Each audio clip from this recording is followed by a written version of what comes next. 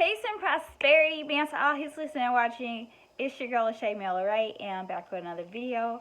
And I'm getting back into the groove of posting again, you guys. It's not that I haven't been posting, which I haven't, but it's just that I've been really thinking about like the bigger picture behind what I'm doing and what the kind of impact and influence I want to make, and you know who I'm doing this for, and why is it important to me, and where I want to see it go in the future. So I've been really working on all that, and then like branding ideas and like colors and thumbnail things and like that. So really working and reconstructing my YouTube channel, which is taking me some time. Even took me some downtime to even get away from it, because I started to see myself drift away from what I really started out doing, right? My whole purpose in doing it, right?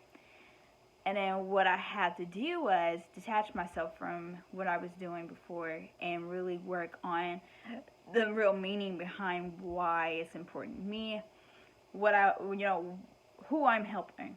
So this video is going to be all about influence, right? I'm an influencer. I'm considered an influencer, and a lot of people tell me all the time, LaShay, you're an influencer, and you gotta do the things that other people are doing. You gotta do the things, the trends and things like that. And I don't believe that. I don't believe I have to keep up with the trends. I don't have to keep up with the traditions. I don't believe I have to keep up with society. Not in a sense where I have to do exactly what they're doing. Now, when it comes to technology, I do believe I have to be very acknowledged, very updated on my technology, very up to date with, the financial world. Very up to date in so many aspects and so many ways. But there's some things that I don't entirely agree that I need to be up to par in, that society says influencers like myself has to be up to date on or to do. And what I realized from watching or examining a lot of influencers, what I see is a lot of influencers have a lot of followers, but follow back small amounts of those followers. See, I'm more of a supportive type, so my energy is a little different. I follow people with content that is valuable to me as well. So I do support a lot of people. It seems like on my pages, I'm following more than who's following me, which is not a problem in my opinion. It seems totally vital to who I am. Like, I'm a very supportive person. I only remove people who are, people who are not active. They just have a picture. They only have like a, maybe it's on Instagram. Maybe they just have a picture, a page, and a name, but don't have nothing on there. But it also could be in the works. You never know. We don't know people. We don't know their lives. We're not highly connected to those people. But the biggest thing about it is being an influencer. What I've known is people put influencers on a higher pedestal. They expect you to be a certain way. And I'm somebody who believes in being the very representation of who you are. 100%, right? So if I'm sad, I'm going to talk about sad moments and things that I went through, and talk about how I got over it and got back to a point.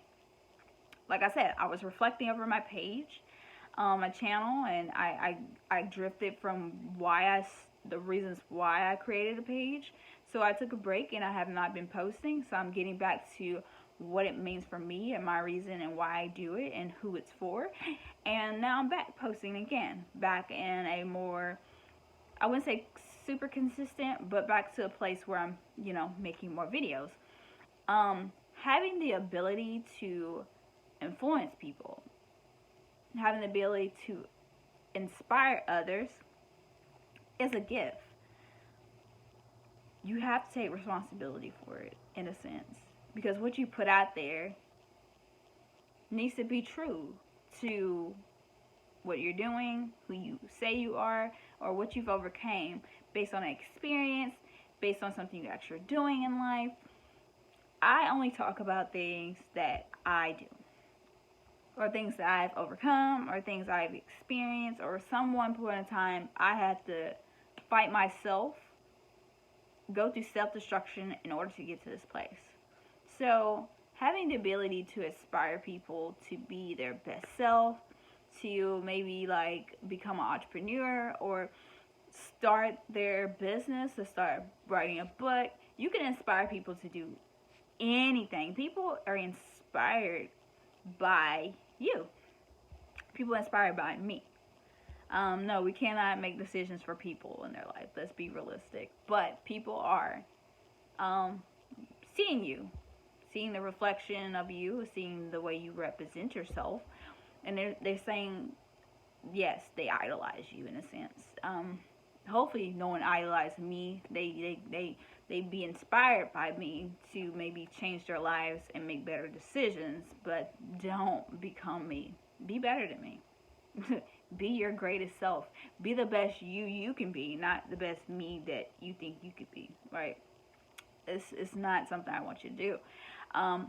But having the ability to inspire and influence other people to do greater things and like transform their lives is totally remarkable in its own sense. And having such a power really comes with some sort of accountability. And a lot of people don't take accountability to what they put out and what they say and what they do. Now, I'm not saying that you have to be remorseful and shameful of the things and the mistakes you make in life. I'm saying you have to be somewhat accountable for the influence that you do on the world. Same with your legacy. Your legacy is going to be left known not only to you and your family, but to the world. Like, I mean, Martin Luther King, you got Malcolm X, you got Tupac. Though they had like a family, they had families that knew about them. The world knew about their legacy, knew about what they did and what they knew everything about them. Like, they knew them, right? They knew their life, their mistakes, their decisions. I mean, they probably didn't know their entirety of their life and everything that it took and all the process that it took to get to the things that they did.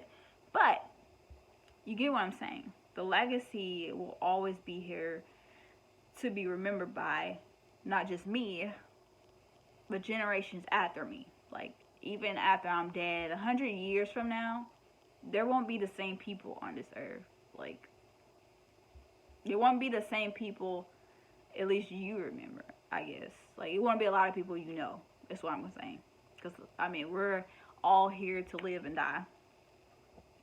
And at the end of the day, we all have here some purpose to fulfill.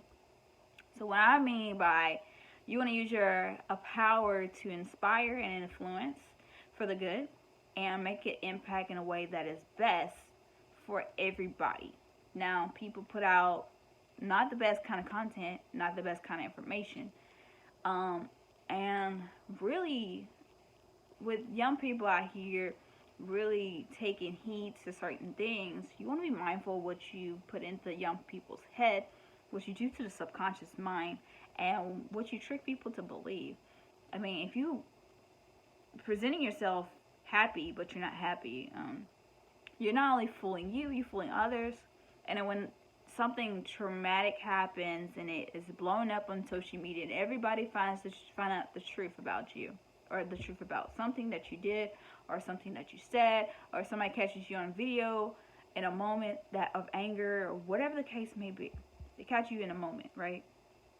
They catch you and all of a sudden all your business is aired out because you didn't remain conscious, making a wise decision in a moment, being critical, thinking.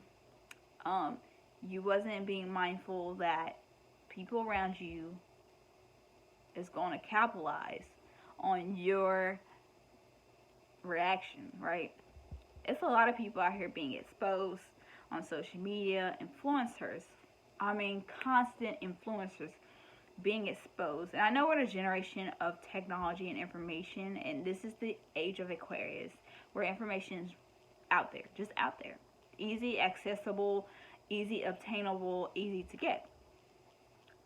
But the thing about that is, you want to be mindful of how you do things, the way you do them, and how you present yourself.